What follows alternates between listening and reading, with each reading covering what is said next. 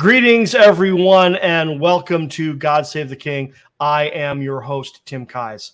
I want to thank you for joining me on the Truth Be Told Radio Network, where you can hear my show every Friday night at 10 p.m. Eastern Time.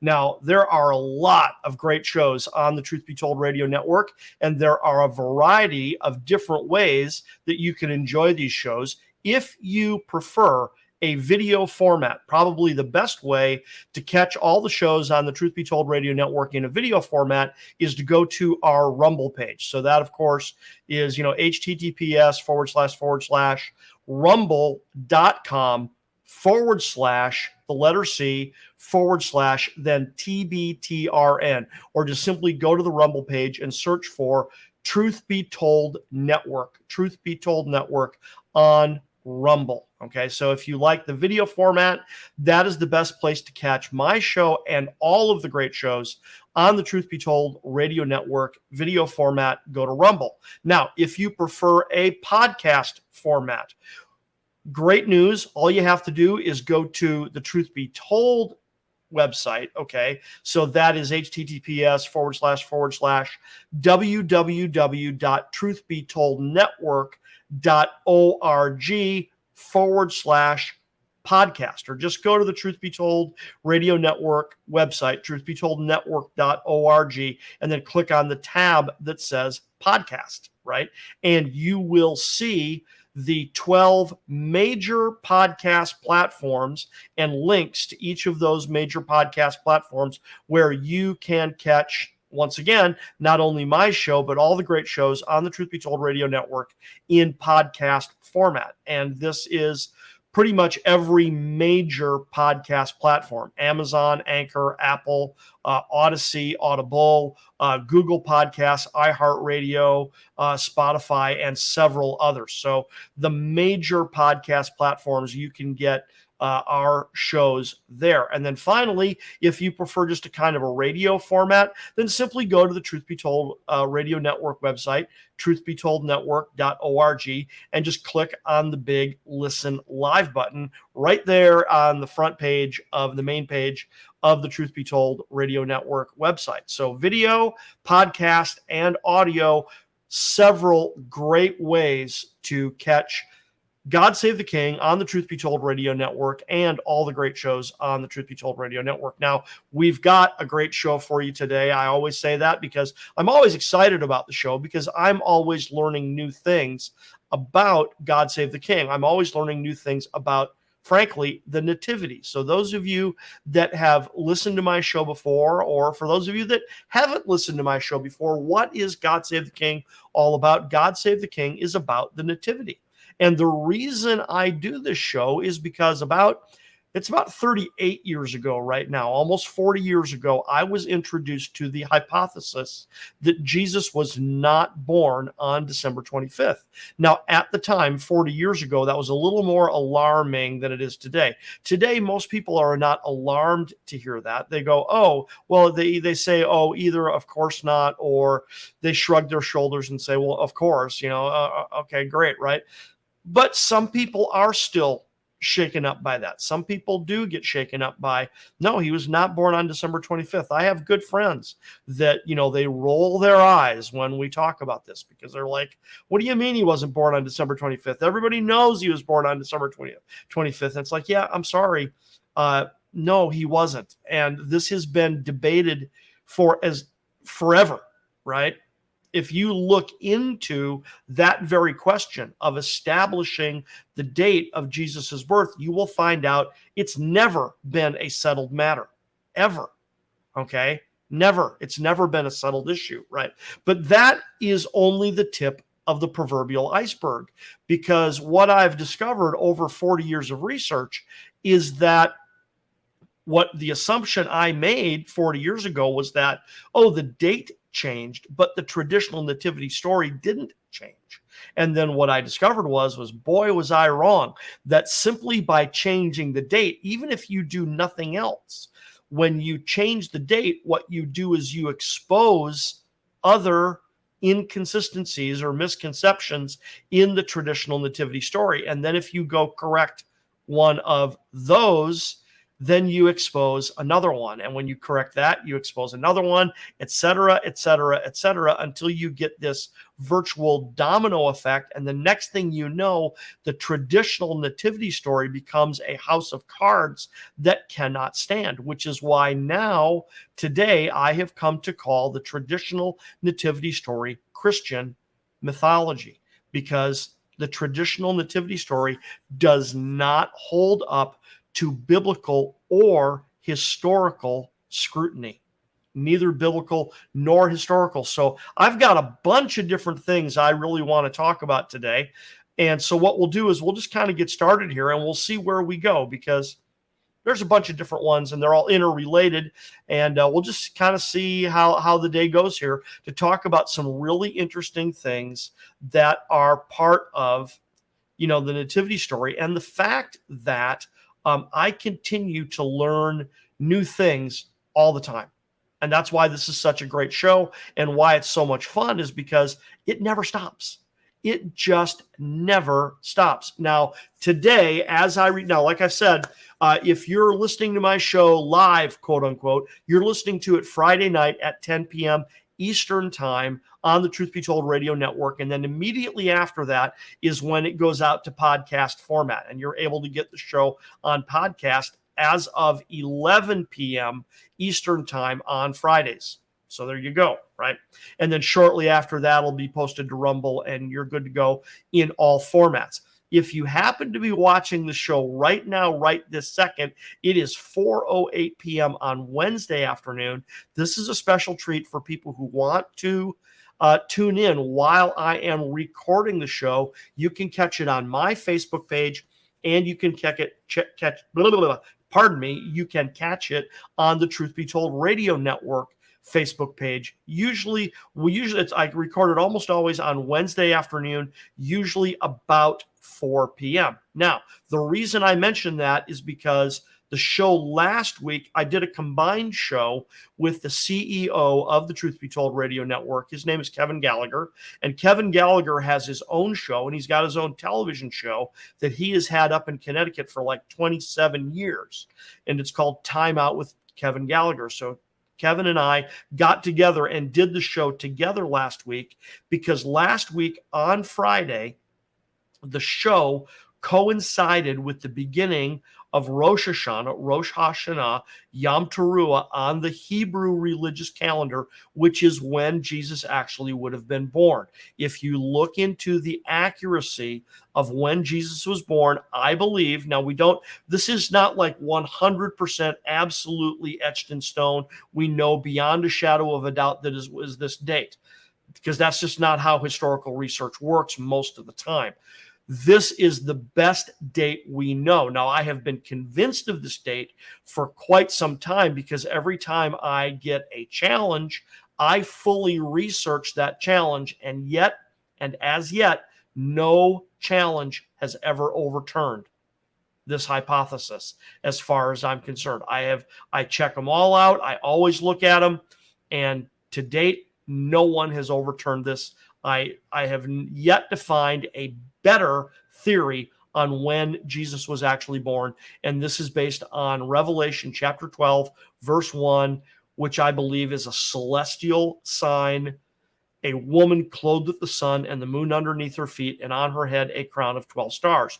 And that is combined with, among others, the reference in Matthew chapter 2, where the Magi said, "For we have seen his star in the east, in the rising, and have come to worship him." Now, those two are not identical. Revelation 12:1 and Matthew 2 are not identical. They're interrelated. They're not identical. So when the Magi say, "We have seen his star," it includes Revelation 12:1, but it is not exclusively Revelation 12:1. But Kevin and I did a combined show last week because it was Rosh Hashanah, it was Yom Teruah, the Feast of Trumpets, and therefore a kind of anniversary of when Jesus actually would have been born. Okay. Now, during that show, I used an illustration that I want to revisit here for a moment, because it's a great illustration, in my opinion. It's a great illustration. And that is, we mentioned very briefly the notion that the shepherds found a baby in a manger. Okay. And what I'm trying to illustrate here is the proper way to read the biblical text and what the biblical text does and does not say, because this is the art and the science of historical research. Historical research, by definition, is almost always fragmentary. We never have the degree or extent of historical evidence that we would like to have. We almost always have bits and pieces and fragments, and then the challenge becomes to, as authentically as possible, fill in the blanks. And that's always a challenge because a lot of historians fill in the blanks with what they want to see. It's just that simple. So the real challenge here is to be as intellectually honest as possible, as transparent as possible, and fill in the blanks as much as possible. Now, when it comes to biblical research, if you are a Bible-believing Christian, which I am, that does add a kind of bias to the equation. Now, it's bias I'm admitting up front. Okay, it's a difference. It's one thing to admit your bias. It's something else to hide your bias. All right, that's very, very. See, that's not intellectually honest, right? I believe that the Bible was given to humanity by divine revelation, and that therefore the text, as we have received it, takes advantage of that fact. So, in other words, there's phrases that are there on purpose, and then there are things that are not there on purpose, for lack of a better way of saying it. And when we read the story, the little snippet of the story about the shepherds finding a baby wrapped in swaddling clothes and wrapped in a manger, I believe that is containing certain information for a reason. And the one I want to point out is it says that the shepherds were watching their flocks by night in open field. Okay. What it does not say is it does not say it was in the winter. It says that it was by night in open field. Well, the common practice for shepherds was to take their flocks out into open field in the spring, keep them there all summer, and then take them out of open field in the fall before the rainy season began. And therefore, they would keep them in sheepfolds through the rainy season, through the winter. So therefore, very simple, the very fact that the text says by night in open field, that tells us it was not in winter. Okay, there it is. It's telling us it was not in winter. It is telling us it was sometime between the spring and the fall when there was warm weather, dry weather, and therefore the shepherds would be keeping their flocks in open field 24 hours a day. They were watching their flocks by night in open field. That is telling us it's not in the winter. So it is a kind of divine highlighter. So now I want to look at a segment of scripture in a moment where we're going to kind of do the opposite. All right, kind of do the opposite, where we're going to look at what is being said and then what is not being said, and then focus in on, well, what is not being said, because that is supposed to it's supposed to get our attention. When something is not said, okay, if you are critically examining the text, that is going to lead to legitimate, logical questions. And that's kind of the point. Now, before I do that, however, I did something on the show with Kevin the other day that I want to repeat here a little bit, because I want you out there to be able to do what I've done. Now, I've devoted almost 40 years to an in-depth study of this theory. Okay.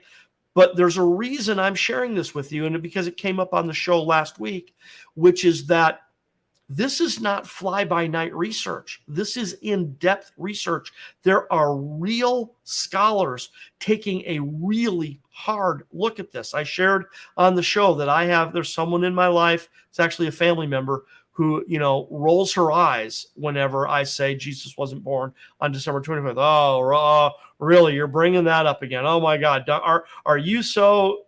How can you not understand that he had to have been born on December 25th? Because millions of people for thousands of years could not have been wrong. Well, I'm sorry, but that's not looking at the evidence. That's looking at a tradition, and tradition is not evidence. Evidence is evidence. And as I said at the very top of the show, this is actually something that has been debated the entire time. It's not new. Okay, you can go back to 300 BC and AD, 300 AD and 200 AD, when the debate actually started to come out about when Jesus was born, which, see, now that's interesting. See, that's interesting all by itself, that for the first 200 years after Jesus walked the earth, no one wrote about it. No one offered a theory when he was born. No one. Right? And then when it did pop up on the radar, it was 200 years after he walked the earth, which is more than long enough for error to creep in.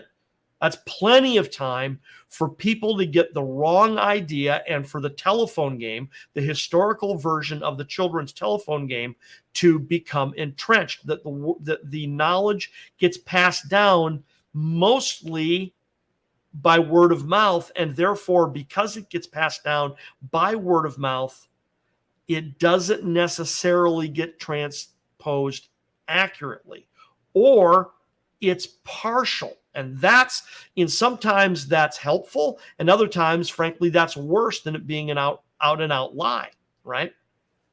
So, for example, in the record with the shepherds, we are told that the shepherds found a baby in a manger, And like I said, that information is there for a reason. When you read the record of the Magi, we are told that the Magi found a young child living in a house. Well, that is not the same thing.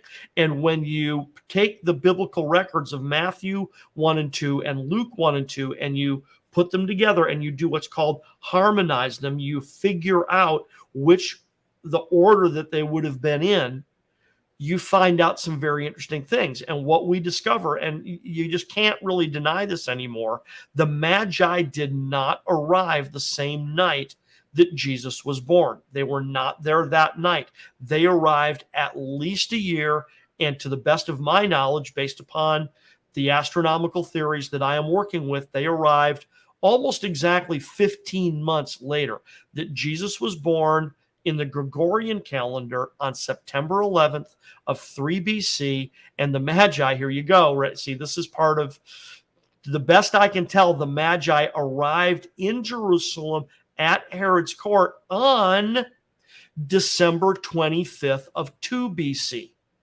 Okay, so that's 15 months later plus a couple of weeks, right? And they arrived on December 25th, and then on December 28th or 29th, during their celestial observation, is when they noticed his star. So that's Matthew chapter 2, that it came and stood over where the young child was. And because this is an astronomical sign, a celestial sign, this can be verified using a computer, and that we can tell that the sign that I believe is involved here occurred on December 28th and 29th of 2 BC. So now, at least according to this hypothesis, well, the Magi arrived in December.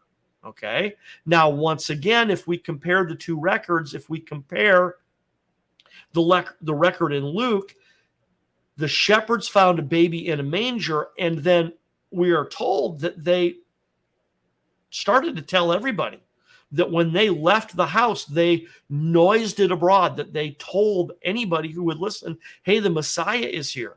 Well, based upon what's not in the record, it sure doesn't look like that made much of an impact. Okay, that despite the fact that the shepherds tried to tell people, it didn't make much of an impact. Now, in contrast, when you look at the record in Matthew chapter 2 in verse 3 says that when the Magi arrived, that not only Herod, but all Jerusalem was troubled. They were alarmed. They were freaked out at the presence of the Magi and, frankly, at the presence of the military escort that came with them.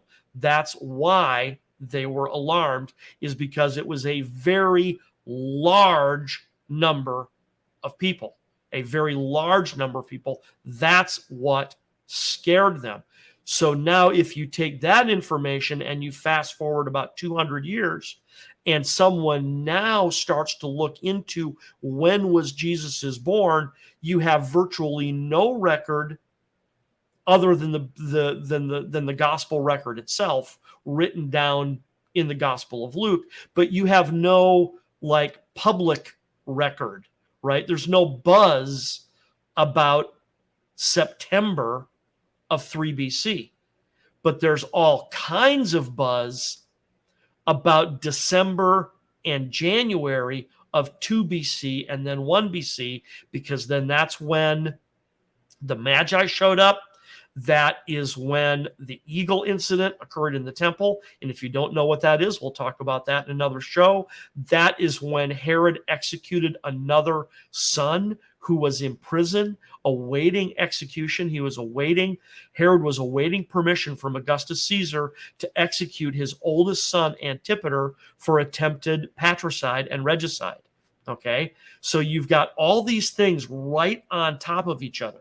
You've got the arrival of the Magi.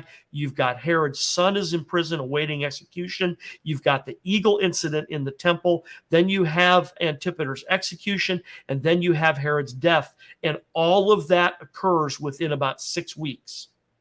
So all this stuff is at a fever pitch. So what would get people's attention? Word of mouth. Right? So even if you don't have extensive written records, the events that surrounded the record in Matthew created all kinds of attention, whereas the events recorded in Luke chapter 2, the actual birth of Jesus, that didn't get a whole lot of attention at all. See, and I think that's a big part of what is going on here is you've got the actual birth. It's quick and quiet, little town of Bethlehem, no one really noticed, right? But 15 months later, there is all kinds of hubbub in and around Jerusalem because of the Magi, because of the eagle incident, because of Antipater, and because Herod is old and sick and downright mean, and he is going to be dead very soon. So it really has reached a climax in a fever pitch. So 200 years, you look backwards and say, when was Jesus born? Well, man, it had to be around late December, because look at everything that happened. Everybody was going crazy in late December. That had to be when it was, right? See, so that's my hypothesis on a big part of why we landed on a late December birthday, is because the public buzz, all the buzz would have been, late December. But that's not the evidence. That's the buzz, right? See, if you look at the evidence suggests something different, right? So where does this evidence come from? This is one of the other points I wanted to make, because, like I said, I have a certain bias. I am a Bible-believing Christian. Therefore, I do believe that the biblical record is a valid record. See, and non-biblical scholars, they don't want the biblical record to be valid. They just don't. They do not want the biblical record to be valid. They invalidate it, usually the first sentence out of their mouth, whenever they write their work, and they don't care. I mean, and they are as biased or far worse than I am. It's just that they treat my bias as being this god-awful, horrible thing when their bias, frankly, is probably worse, and they won't even admit it. They won't admit that they are biased. They think they're the ones that are being all full of integrity and transparent when actually, no, they're not, right? So now if you want to investigate this subject, where do you look? Where do you start and where do you look? Well, there are, I don't have the accurate count right now, but as a matter of fact, let me see if I can find it super fast here. Let me see if I can look into one of my records and find this very, very, very quickly. If I can't find it very quickly, I won't bother. Okay, we'll ignore it and we'll go someplace else. But let me see if I can get this very, very, very fast. Yep. Okay. Here you go. Ready? Okay. And I'll tell you where I'm reading this from in just a moment, right? Here we go. In 1979, Ruth Freitag, a bibliographer at the Library of Congress in Washington, D.C., published a bibliography of 240 books and articles concerned with the Star of Bethlehem. Okay, that's 1979, folks. That's earlier, a little bit earlier than when I began my research. I began my research in about 1986, right? But just do the math. How long ago is that, right? If you use 1980 as a round number for quick calculation, that's 43 years ago, right? So 43, 44 years ago. At that time, 240 books on the Star of Bethlehem. How many more is it today? How many more is it today? So at the time I began my research, the first book I encountered was the first edition of this book. Okay, let me hold it up for the camera. Now, this is the second edition. The first edition by the same author, Ernest Martin, you can see down here at the bottom of the book, Dr. Ernest Martin wrote a book called The Birth of Christ Recalculated. And that book was written in, I believe he published it in either 1979 or 1980, depending upon which edition it was, right? That was the book I read in like 1985 or 86. It was the first ever book. It was the first ever book I read on when was Jesus really born and what did the Magi see, okay? Then, and I've unfortunately, I've long since lost my copy of The Birth of Christ Recalculated because it's out of print and you're going to pay a couple $100 to get a copy these days, right? But this is the new version. Dr. Martin continued his research, upgraded it, retitled it, and re-released it in, again, 1990 to maybe 95 or 96, depending upon which edition you're talking about. This one here that I'm holding in my hand is the second edition, 96, right? So he updated, retitled, rewrote the book, and released it in 96. Now, as of 1996, in my opinion, this was the singular best book on the subject available. Now, there are others. Don't get me wrong. There are others, and some of them are good. Some of them aren't. Okay, some of them are not worth your time.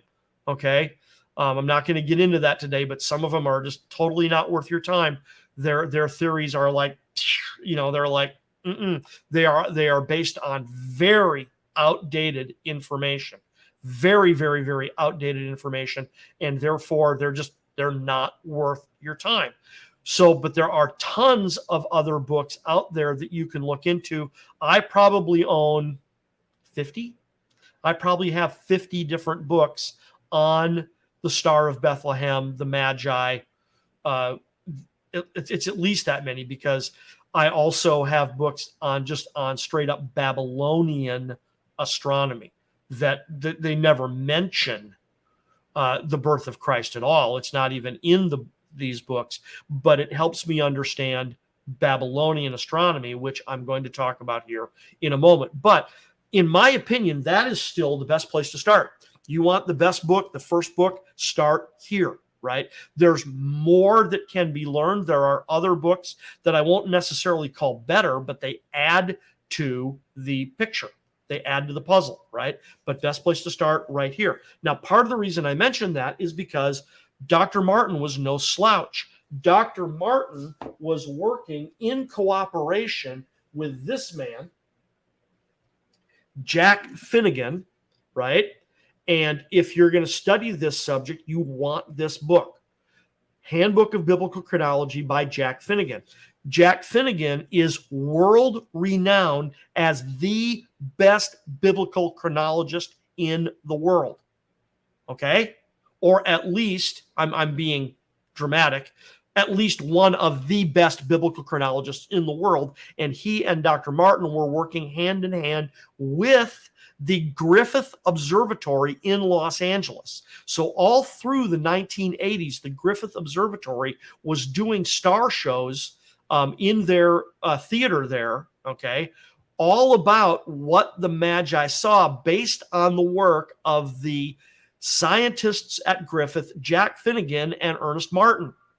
Okay, so this Griffith's Observatory is not going to tolerate some fly-by-night amateur dude. Okay, they're going to take a really good hard look at what's going on. So when I say this is the place to start, this is the place to start. Now, but that was 1980, 43 years ago, right? And it actually began way before that. I won't get into the names and stuff like that, but there was some very critical articles written in the mid-1960s that questioned when Jesus was born, because I'll go there really fast. There was a wrinkle. there was a blip in the middle of this thing that really threw things off for a long time. When you do the historical research, when you look at this book, one of the things that Jack Finnegan will point out to you is that when you research the work of the early church fathers, the majority of the early church fathers put Jesus's birth on the Gregorian calendar in either 2 or 3 BC. Okay, the majority of the early church fathers put the birth of Jesus in either 2 or 3 BC on the Gregorian calendar. In the late 19th century, a very famous German theologian named Emil Schur wrote his magnum opus, a multi-volume set on the Jews at the time of Jesus, where he claimed that Jesus could only have been born in either 4 BC or earlier. Okay, now I won't get into the details of why he said that and why I believe that is incorrect, but he was so influential that for the next 60 to 70 years, his opinion was cited in Bible dictionaries and Bible encyclopedias and sermons and other books without criticism for 6 or 7 decades. Everybody said, oh, nope, Emil Schur, he's right, 4 BC or earlier, debate over, right? And to this day, you're going to get a lot of biblical scholars that are going to say, nope, Emil Schur, 4 BC or earlier, end of discussion. And okay, we'll go there some other day, some other time. I totally disagree. I totally disagree. When you take the biblical, see, and that's important, because if you disregard the Bible, you are ignoring a cornucopia of valid information. See, and unfortunately, there's a lot of secular scholars that they just will not, they just won't. The Bible is not allowed. It is not allowed in their research. Okay. And that is the funny thing is that is being unscientific. Okay. Because to be scientific, you have to consider all evidence regardless where it comes from. You don't get to exclude evidence at the beginning of the investigation. which is what they do. Now, they won't admit that. They won't claim that. They will say, well, no, we've investigated the Bible and we've determined that the Bible is not authoritative and it can't be trusted. And that's why we reject it. No, that's not what they're doing. That's not what they're doing. They're rejecting it up front. They're citing other people who claim that, who may or may not have actually done that, because when you get into the research of the people who say the Bible is invalid, that research starts to fall apart as well, right? So many of these scientists are making this claim, frankly, up front, that the Bible is not. And what's so amazing here is they want to. This is so. Oh my God! It's so ironic. They want to know what the Star of Bethlehem was, which is only cited in the Bible, and yet they won't use the Bible to discover what that was.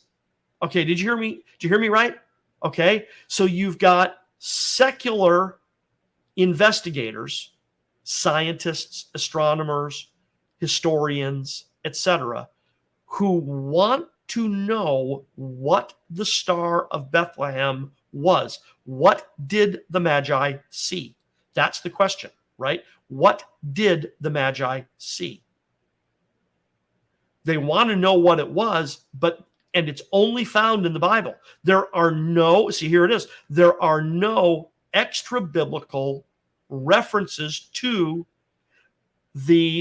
what we just commonly call the Star of Bethlehem that aren't getting it from the Bible, right? I mean, there are references outside the Bible, but the references outside the Bible are not independent. They're always referencing the Star of Bethlehem mentioned in the Bible, right? So isn't it bizarre and ironic and frankly tragic that you've got investigators who want to know what this is, and the only source of information that ever mentions it is the Bible, and yet they reject the Bible as a source of valid information to discover what it is, right?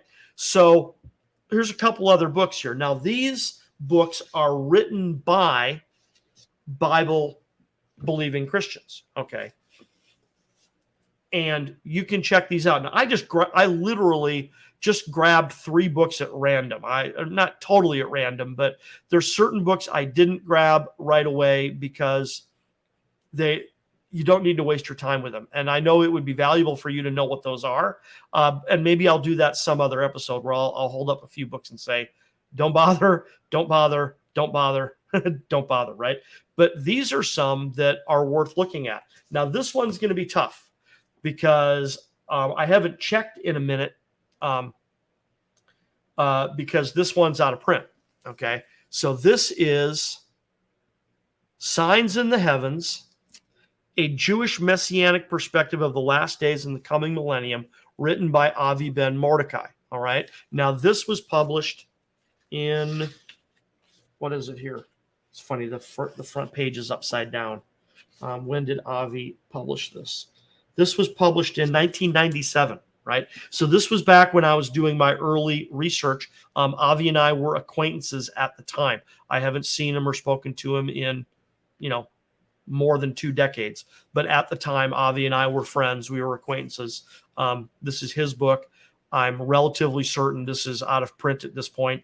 I don't know if you can still get it or not. It's probably available out there used somewhere. I haven't checked Amazon in a minute to find out whether it's out there or not. But great book on the subject, and great book that really goes in depth on Jewish archaeoastronomy. In other words, what did the Jews believe about astronomy? Okay, archaeoastronomy. What did the ancient Jews believe about astronomy? Then another book you can check out. This one I am bringing up because it's helpful. Okay, this is a helpful book. I disagree with his conclusions, but it is a helpful book, especially with the numismatics, the coins, right? Because coins are a great way of helping our historical investigation. So this one is called The Star of Bethlehem, The Legacy of the Magi by Michael Molnar, right? So Mr. Molnar Uh, good book. I disagree with him. Good book, helpful book, right? Disagree with his final conclusions, but good book, helpful book, especially the numismatics. Now, let me mention this one. Now, this one is fun because this is kind of the point I'm driving at today. This is the main point I want to get at, which is, remember back when I started, I shared the story about the shepherds as an illustration. There were nearby shepherds watching their flocks by night in open field. That is a kind of divine highlighter telling us certain things and then not telling us certain things. It is telling us that for this verse to be accurate, the shepherds had to be in open field between spring and fall. It's not in the winter. It's not in the winter. Or if you're going to make the case that it is in the winter, now you have got to show me really good, solid evidence why it's the exception and not the rule. Okay? Why is it the exception and not the rule? And you can't just say, well, it's tradition. Nope, sorry, that doesn't cut it. Well, millions of people can't be wrong. We've celebrated his birthday on December 25th for 2,000 years. No, we haven't. No, we have not celebrated his birthday on December 25th for 2,000 years. Yes, millions of people can be wrong. Okay. I don't have the stats in front of me, but I actually sat down and worked this out one day, right? If you take like the 5 major religions of the world, Christianity, Islam, Judaism, Hinduism, and either Taoism or Confucianism, Buddhism, right? 5, 6, 7 major religions of the world, and research out how many followers do each of those religions have, and then compare that to the population of the world, right? Somebody's wrong. Okay, you cannot have mutually exclusive claims of truth and not have somebody be wrong. So even the largest of those religions only account for a minority of the people in the world. So regardless of which one is right, the majority of the people on the earth are wrong. Okay, so yes, millions of people can be wrong. Sorry, millions of people can be wrong. Okay, now, so why am I talking about all this? Because when you read the record in Matthew and we apply this principle of the divine highlighter and read what's there and then what's not there, right? What is not there? And then especially when we compare it with what historical information we do have, it leads to some extremely provocative questions. Okay. Now, before we go there, let me screen share. I want to show you something here. Let me screen share and let's take a look at this here. I want you to take a look at this. Boom. Okay. And let me get back here. Okay. So now this is a clay tablet. If I remember correctly, this clay tablet is on display at, I think it's the British Museum in London, if I'm not mistaken.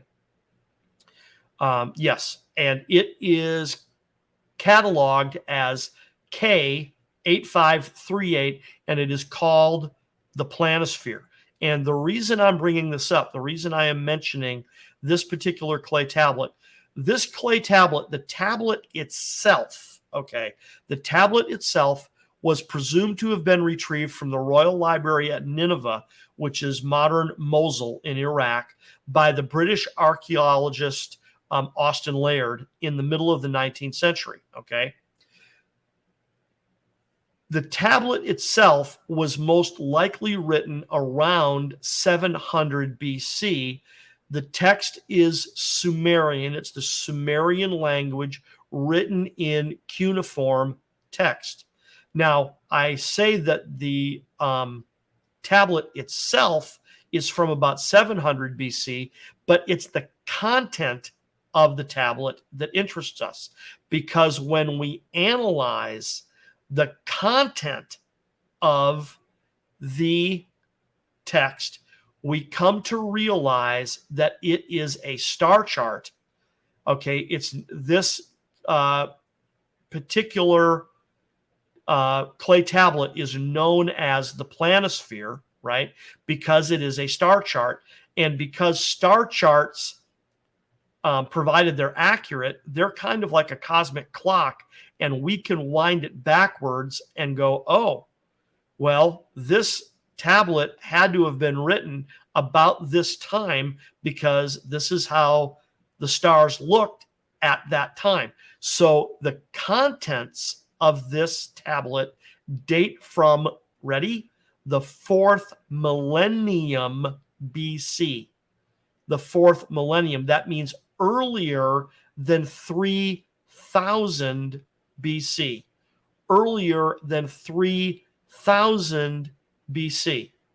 Now, the reason I bring that up, to get right to the point here, is because if this tablet is correct and accurate, it demonstrates that high level, highly educated, high level celestial observation was going on in Mesopotamia minimum 3,000 years before Jesus. 3,000 years before what we are trying to look at. Let me say that again. High level celestial observation, 3,000 years. These guys, so by the time you get to the wise men from the east, these very mysterious, enigmatic wise men from the east that show up at the court of Herod the Great, seemingly unannounced. Now, it wasn't unannounced, but it almost seems as if they are unannounced. When we read the text, like I said, we should read the text, okay? But what we know from secular history about these celestial observers is that they were in Mesopotamia as early as 3100 BC, and that they were politically and religiously influential. That celestial observation influenced politics and religion. Let me say that again. Celestial observation influenced politics and religion. So now let me screen share again, and you can look this up on your own. Feel free to go there, right? This is Matthew chapter 2, okay? Let me adjust the screen a little bit here. There we go.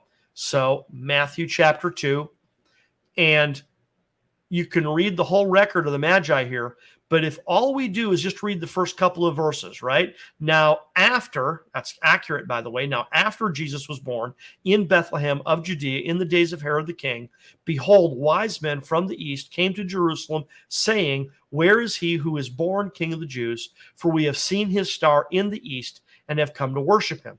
When Herod the king heard this, he was troubled, and all Jerusalem with him. Okay? Very provocative. And then you can read the rest of the record. The reason this is so provocative, is when you read this the same way we read Luke chapter 2, and we pay attention to what is in the text and what is not in the text. One of the most intriguing questions that we get from this narrative, one of the most intriguing questions that surrounds this narrative, is how and why any celestial observer anywhere in the world at any time could or would connect celestial observation to the birth of the Jewish Messiah. All right, let me say that again. One of the most intriguing questions surrounding the narrative in Matthew chapter 2 is how and why any celestial observer anywhere in the world at any time could or would make a connection between the celestial signs that they clearly and obviously recorded and the birth of the Jewish Messiah? Where does the connection come from? Okay. Now, I do believe it comes from the Bible. But if it comes from the Bible, then how the heck did Mesopotamian celestial observers know what to look for? And that's a very intriguing question, because the answer is not just right there in front of us. We wish it was, but it's not, because back to the record in Matthew, written by the Apostle Matthew, right? When he writes, here, let's go back there. Take a second and get back there, right? Boom, boom, boom, right? So here we go. Now, after Jesus was born in Bethlehem of Judea in the days of Herod the king, wise men from the east came to Jerusalem. Okay, well, that's the only description that Matthew gives us. That's it. That's the only description Matthew gives us. Wise men from the east. Okay? Now, Matthew was primarily writing to an audience that lived at his time, right? Did Matthew know that people 2,000 years later were going to be reading his writings? It's a good question. We don't know, right? But did he record what was going on when he was with Jesus so that there would be a record? Okay, well, apparently he did. So who was going to read this? That's a question. Who was going to read this? Because his description is simply wise men from the east. It's the Greek word magoi, right? Now that's the plural. The singular would be magus. But what's a magus? What are magoi? Who are the magi? Who are they? What are they? They came from the east. They come from the direction east. Well, there's a lot of land to the east of the Bible lands. What do you mean to the east? Do you mean across the river in Jordan? Or do you mean in Mesopotamia? Do you mean from Babylon? Or do you mean further east? Do you mean the eastern fringes of the Parthian Empire, right? Or do you mean the Indo-Parthian kingdom, the Kushan Empire of what today would be like Pakistan? Or do you mean all the way to the east and the Han dynasty in China? What do you mean? Who are the magi? Who are the magoi? What is a magus? Matthew doesn't tell us. So we have to turn to secular records, secular historical records as best we can to try to figure out who these guys are, because Bible doesn't tell us. So now with that in mind, we're running out of time here. Let me wrap up the show. If you want to do this research on your own, here's a couple more books you can look at. And like I said, I have kind of chosen these at random. I'm not choosing these because I am saying, apart from The Star That Astonished the World, that's where you want to start. That's where you want to start. But here's a couple others, right? The Star of Bethlehem and Babylonian Astrology by Dag Kilman. Okay. Now, Dag Kilman, Mr. Kilman here is Scandinavian of some kind. I forget off the top of my head. It's been a minute since I've actually been in this book. I've been in other books lately. But take note, The Star of Bethlehem and Babylonian Astrology, right? Because when I mentioned Avi Ben Mordecai's book, this is Judean archaeoastronomy. Mr. Kilman is focusing on Babylonian archaeoastronomy, because as I indicated earlier, although I do believe the Magi saw the woman clothed with the sun and the moon underneath her feet, I don't believe they understood it the way the Apostle John writes about it. Okay, the Apostle John in the book of Revelation writes about the woman clothed with the sun and the moon underneath her feet, and on her head a crown of 12 stars. Well, number one, he wrote that almost 100 years after the Magi were in Bethlehem. Now, did the Magi see that sign? I think they did, or at least parts of it. because of what was important to them. Because what we have learned over the past 40 to 45 years since The Star That Astonished the World was published is more and more and more about what would the Babylonians have looked for, what was important to them. Because like I said, even though I think they saw a woman clothed with the sun and the moon underneath her feet, here's the thing, we can't tell. Maybe they would have had enough contact with the Jewish community in Babylonia. See, because that's another big piece of the puzzle here, is that you've got a significant Jewish population in Babylonia now for 200 years, not to mention the fact that the prophet Daniel was made the chief of the Magi when he was taken captive by Nebuchadnezzar. So did Daniel pass down certain Jewish information that is now incorporated into Babylonian archaeoastronomy? That is a reasonable conclusion, but we don't know it for sure. It's speculation. It's not directly in the biblical record. It's hinted at in the biblical record. It's cryptic in the biblical record. Okay. And Jewish interpretation allows for cryptic interpretation. It does. So it's not an illogical conclusion, but based upon what we see, what conclusions do we reach? But the reason I'm bringing this up, and we're going to wrap it up here, is because of this very, very, very intriguing question.